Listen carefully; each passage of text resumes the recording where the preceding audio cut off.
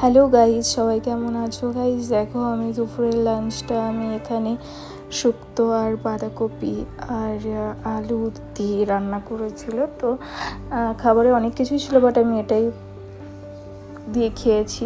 Guys দেখো, আজকে movie দেখার প্ল্যান ছিল, তো আমরা বেরিয়ে পড়েছি। এবার রাস্তায় দেখো কত জ্যামে আটকে ছিলাম। তো তারপরে অবশেষে দেখো জ্যামটা কাটিয়ে আমরা চলে এসেছি হলে সিনেমা দেখতে। তো গাইস, আজকে ওয়েলকাম টু দ্য জঙ্গল মুভিটা দেখতে এসেছি। মুভিটা এতটাই সুন্দর, এতটা ভালো লেগেছে, কি বলবো, খুবই কমেডি। তোমরা দেখতে এসো গাইস, তো অবশ্যই দেখতে যেও। খুবই মুভিটা খুবই সুন্দর, এন্টারটেনিং। তো দেখো, এখানে আমি ফ্রেঞ্চ ফ্রাই আর সাইড ডিশে পাস্তা নিয়েছিলাম গাইস। খুব ভালো, খুবই টেস্টি লেগেছিলো।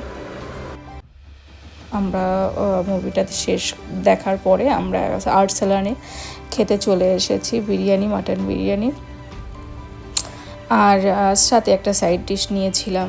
গাইস, বিরিয়ানি খুবই পছন্দ করি, বিরিয়ানি লাভার। তো দেখো, মাটনের একটা সাইড ডিশ নিয়েছি। তো খুবই ভালো লেগেছে বিরিয়ানিটা।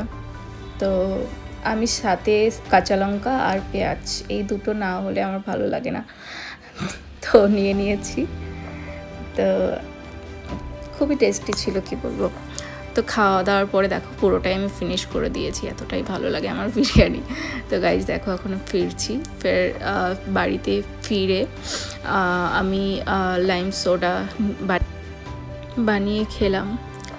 গাইজ ভীষণ ঠান্ডা খেতে ইচ্ছে করছিল বাড়িতে এসে, ওর জন্য লাইম সোডা বানিয়ে খেলাম।